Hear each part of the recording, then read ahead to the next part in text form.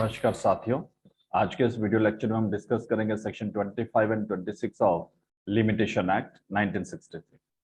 Acquisition of ownership by possession, मतलब by possession कैसे आप एक्वायर करते हो। ठीक है, तो फॉर दैट हम सेक्शन 25 यहाँ पे डिस्कस करेंगे और उसी का हम सेक्शन 26 को यहाँ पे डिस्कस करेंगे। 26 एक्सेप्शन ऑफ द 25। फर्स्ट 25 देखो, acquisition of ownership by possession. Acquisition ownership by possession, याद रखना हेडिंग यहाँ पे। Section 25 acquisition of easement by prescription.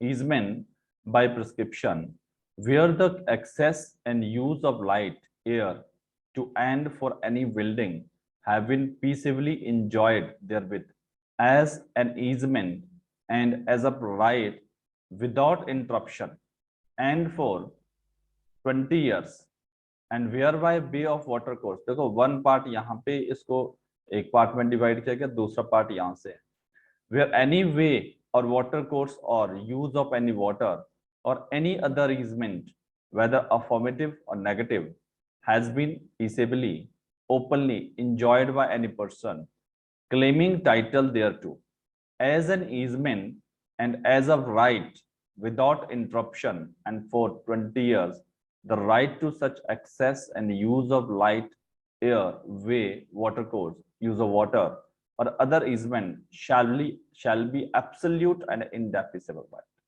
तो shall be क्या है वो? absolute and indefeasible right है, absolute right है उस पर्सन का। each of said period of 20 years shall be taken to be a period ending within 2 years next before the institution of the suit wherein the claim to which such period related is contested, where the property over which the right is claimed under subsection 1 belong to the government, that subsection shall be read as if for the words 20 years what 30 years were substituted।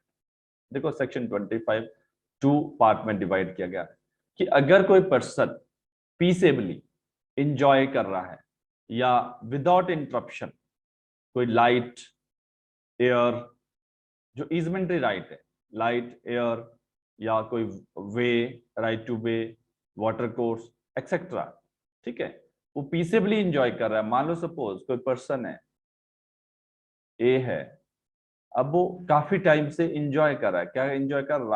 Right to वे। मान लो ये कोई रास्ता है, उस रास्ते को use कर रहा है, अब इसको 30 इयर्स हो गए, ठीक है, 30 इयर्स हो गए यूज करते करते, ठीक है, या फिर बहुत टाइम होगा, या फिर मिनिमम कितना होना चाहिए? 20 इयर्स। तो इसको 20 इयर्स यहाँ हो गया, आफ्टर दैट 30 इयर्स।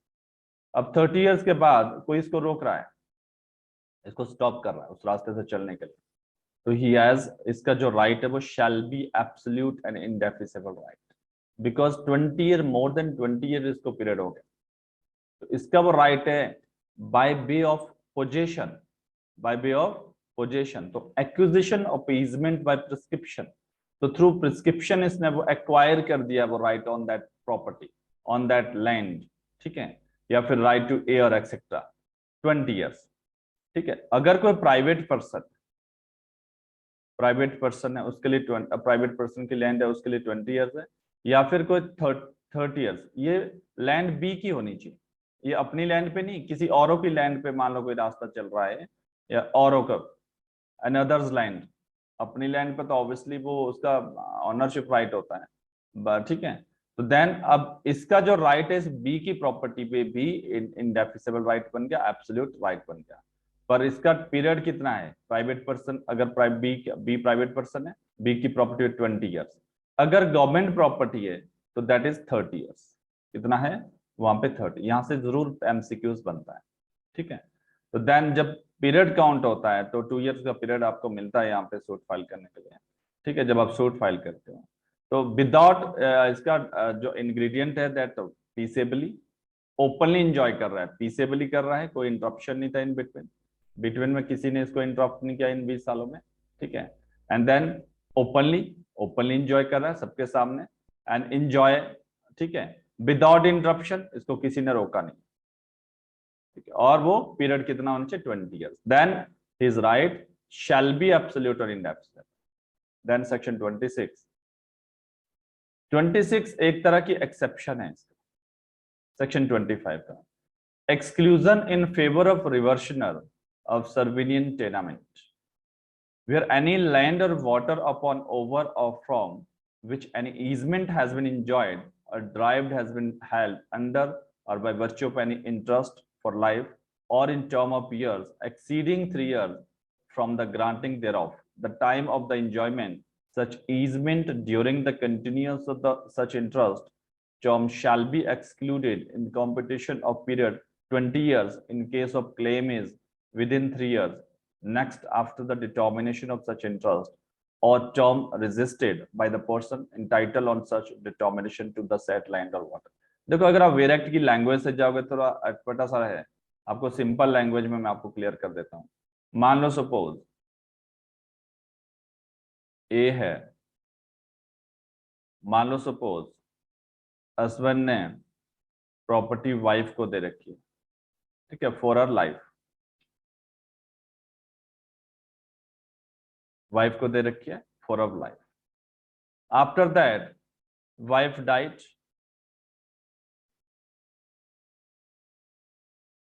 ठीक है। अब प्रॉपर्टी रिवर्ट बैक, प्रॉपर्टी कहां आती है? प्रॉपर्टी रिवर्शनर के पास आएगी।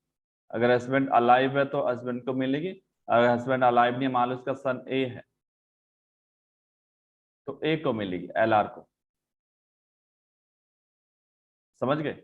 प्रॉपर्टी वाइफ को दे रखी है for her life, after that property revert back to the reversioner. अगर रिवर्शनर हस्बैंड अलाइव है तो हस्बैंड के पास रहेगी, वापस आ जाएगी। हस्बैंड नहीं है तो ऑब्वियसली उसके एलआर को मिलेगी। क्लियर हो गया? देन नाउ मान लो सपोज ये जो प्रॉपर्टी है इस पे बी यहाँ पे उसका राइट टू वे, बी यहाँ से रास्ता है, बी यहाँ से चलता है उस रास्ते पे। किसकी प्रॉपर्टी है? प्रॉपर्टी जो वाइफ को दे रखी है, होल प्रॉपर्टी हस्बैंड ने वाइफ को दे रखी है। अब हमने देखा कि सेक्शन 25 में पीरियड कितना होता है? 20 इयर्स। कितना पीरियड होता है? 20 इयर्स। अब काउंटेड फ्रॉम दिस टाइम, मान लो 5 ईयर, 5 ईयर से प्रॉपर्टी किसके पास रही? वाइफ के पास। आफ्टर दैट जब ए को ए एक्वायर्ड देयर प्रॉपर्टी, ए के पास रिवर्ट बैक आई प्रॉपर्टी, ए ने इंटरप्ट किया। मान लो सपोज यहां पे इंटरप्ट किया ए ने यहां पे इंटरप्ट किया, या मान लो सपोज यहां पे इंटरप्ट किया। सपोज ये सही रहेगा, यहां पे इंटरप्ट किया, आफ्टर 20 इयर्स हो गए।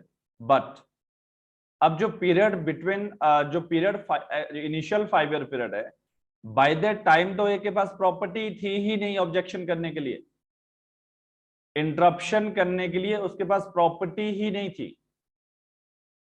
समझ रहे हो? तो जब से ए के पास प्रॉपर्टी आई उस टाइम से उसका राइट टू इंटरप्शन है, वो इंटरप्ट कर सकता है बी को। लेकिन जो इनिशियली 5 इयर्स जब प्रॉपर्टी उसके पास नहीं थी तो वो एक्सक्लूड हो जाएगा फ्रॉम द 20 इयर्स। क्या हो जाएंगे?